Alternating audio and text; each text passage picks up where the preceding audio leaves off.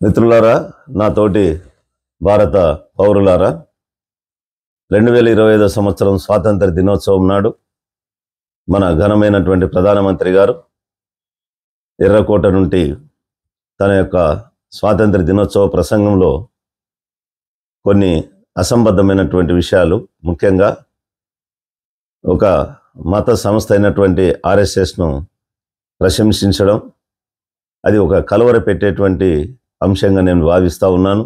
ఎందుకంటే ఇది hypocrisy and double speak అంటారు దీన్ని, ద్వంద్వ నాలుక వైఖరి. స్వాతంత్ర దినోత్సవం అనేది క్యాలెండర్లో ఒక తేదీ మాత్రమే కాదు, ఒక ఉత్సవ దినం కాదు. ఇది భారతదేశం యొక్క ఆత్మ. లెక్కలేనన్ని మరి వేలాది మంది, లక్షలాది మంది యొక్క త్యాగాల జ్ఞాపకం. మన రాజ్యాంగాన్ని మనం ఏ విధంగా ఈ స్వాతంత్ర దినోత్సవాన్ని, రాజ్యాంగాన్ని జరుపుకోవడం, మనం వైవిధ్యంలో మన ఐక్యతను ప్రతిబింబించేటువంటి త్రివర్ణ పతాకానికి వందనం చేసేటువంటి ఒక కృతజ్ఞత తెలిపేటటువంటి ఒక మంచి సందర్భం. ఇది ఏ ఒక్క పార్టీకో, ఒక భావజాలానికో, ఒక సంస్థకు సంబంధించినది కాదు. ఇది దేశానికి చెందిన రోజు.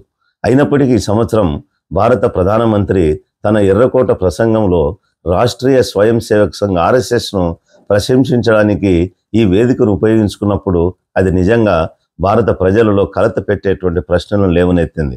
స్వాతంత్ర పోరాటాన్ని వ్యతిరేకించిన వారు, జాతీయ జెండాను తిరస్కరించిన వారు, మరియు రాజ్యాంగాన్ని కూడా ఖండించినటువంటి ఒక సంస్థను కీర్తించడము అటువంటి సందర్భంలో సముచితమేనా?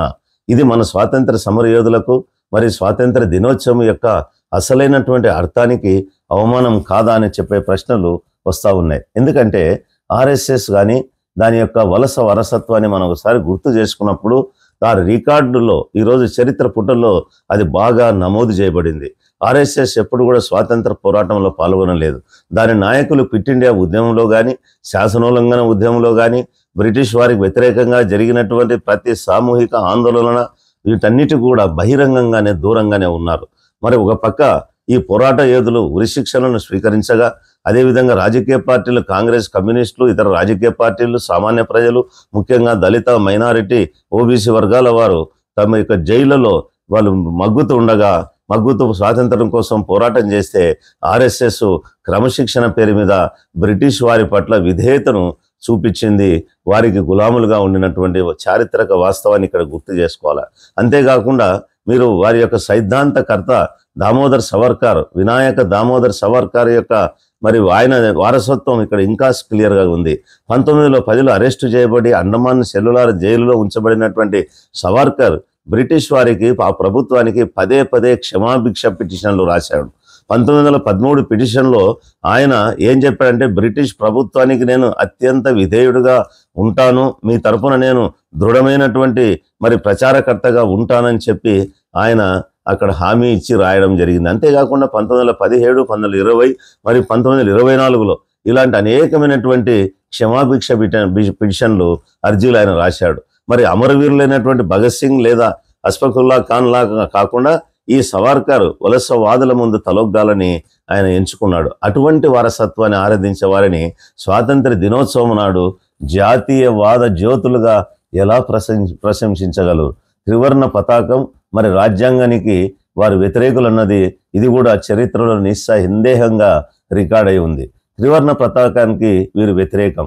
స్వాతంత్రానికి కొన్ని వారాల ముందు, అంటే జూలై 17వ తారీఖున 1947 జూలై 17వ తారీఖున ఈ ఆర్ఎస్ఎస్ మౌత్ పీస్ ఆర్గనైజర్ అనేటువంటి పత్రిక జాతీయ జెండాపై తన సంపాదకీయంలోనే దాడి చేసింది. కేవలం ఏమని చెప్పిందంటే, ఇప్పుడు ఉన్నటువంటి అధికారంలోకి వచ్చినటువంటి కేవలం ప్రమాదవశాత్తు వచ్చిన అధికారంలోకి వచ్చినటువంటి వ్యక్తులు దేశానికి ఆమోదయోగ్యమైనటువంటి జెండాను ఇవ్వలేదు, ఈ జెండా సరైనది కాదు, ఈ 3 రంగులది మనకు అసంబద్ధమైనది, భగవద్ధ్వజం అంటే కాషాయ జెండా మాత్రమే హిందూ జాతి జెండాగా ఉండడానికి అర్హతమైనది. ఆ తర్వాత 1947 తర్వాత దశాబ్దాలుగా ఆర్ఎస్ఎస్ తన నాగపూర్ ప్రధాన కార్యాలయంలో త్రివర్ణ పతాకానికి ఎగురవేయడానికి, గౌరవించడానికి నిరాకరించిన వాస్తవాన్ని మనం గుర్తించాలా. కేవలం 2000 సంవత్సరాల తర్వాత ఆ ప్రారంభంలో ప్రజల యొక్క ఆగ్రహం తర్వాత మాత్రమే అయిష్టంగా వారు ఈ యొక్క జాతీయ జెండాను ఆవిష్కరించేటువంటి ఒక ఆచారాన్ని ప్రారంభించారు. అంతేకాకుండా రాజ్యాంగానికి వ్యతిరేకంగా భారత రాజ్యాంగ సభ నవంబర్ 26వ తారీఖున 1949 సంవత్సరంలో రాజ్యాంగాన్ని ఆమోదించినప్పుడు ఆర్ఎస్ఎస్ మళ్ళీ తన యొక్క విభేదాన్ని బహిరంగంగా వ్యక్తం చేసింది. అదే తన యొక్క మౌత్ పీస్ అయినటువంటి ఆర్గనైజర్లో 1949 సంవత్సరం నవంబర్ 30వ తారీఖున ఒక సంపాదకీయం రాస్తూ, ఒక ఆర్టికల్ రాస్తూ, మన రాజ్యాంగంలో ప్రాచీన భారతంలోనే ప్రత్యేకమైనటువంటి రాజ్యాంగ అభివృద్ధి గురించినటువంటి ప్రస్తావన లేదు. మన రాజ్యాంగ పండితులకు అదేమి కాదు, శతాబ్దాలుగా మార్గదర్శక చట్టం మాది, అంగీకరించబడినది మనుస్మృతి. ఆ మనుస్మృతిని మీరు ప్రస్తావించలేదు. మరో మాటలు చెప్పాలంటే ఆర్ఎస్ఎస్ బాబాసాహెబ్ అంబేద్కర్ రాసినటువంటి రాజ్యాంగాన్ని తిరస్కరించింది.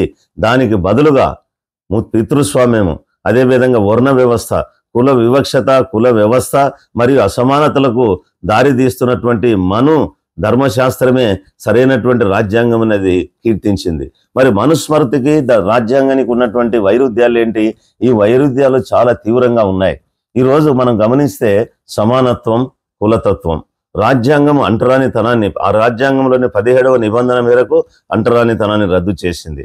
అంతేకాకుండా 14వ నిబంధన కింద, 14వ ఆర్టికల్ కింద all are equal before law, అందరికీ సమానత్వాన్ని హామీ ఇస్తుంది. కానీ మనుస్మృతి సమాజాన్ని వర్ణం ద్వారా, కులం ద్వారా మరి ఈరోజు విభజించి విభేదాలు సృష్టించి, అంతేకాకుండా మరి ఈ యొక్క మనుస్మృతి బ్రహ్మ తల నుండి పుట్టిన వారు బ్రాహ్మణులని, అదేవిధంగా చెస్ట్ నుంచి పుట్టిన వాళ్ళు క్షత్రియులని, మరి ఉదరంలో పుట్టినటువంటి వైశ్యులని, పాదాల దగ్గర పుట్టినటువంటి శూద్రులని, ఈ కింద ఉన్నటువంటి శూద్రులు పై జాతులకు సేవ చేయాలని, ఇంతేకాకుండా ఈ 4 తరాల్లో లేనటువంటి బయట ఉన్నటువంటి అవుట్ క్యాస్ట్ అంటే అంటరాని వాళ్ళు, దళితులు, వీరికి మరి శూద్రులకు, దళితులకు అవమానవీయ శిక్షలను నిర్దేశించేటువంటిది మనుస్మృతి.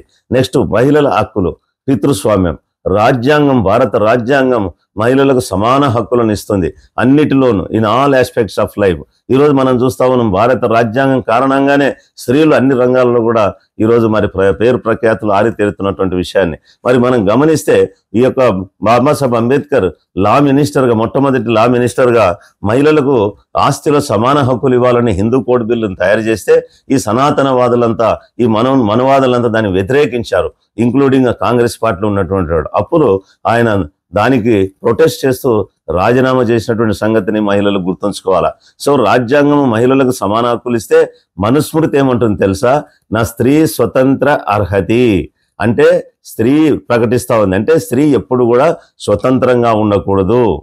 చిన్నప్పుడు తల్లిదండ్రుల నీడలో, పెద్దగైన తర్వాత భర్త నీడలో, ఆ తర్వాత పిల్లల నీడలో, అంటే పుట్టినది మొదలుకొని చనిపోయేంత వరకు స్త్రీ స్వతంత్రాలకు ఉండకూడదు అనేది మనుస్మృతి సిద్ధాంతం.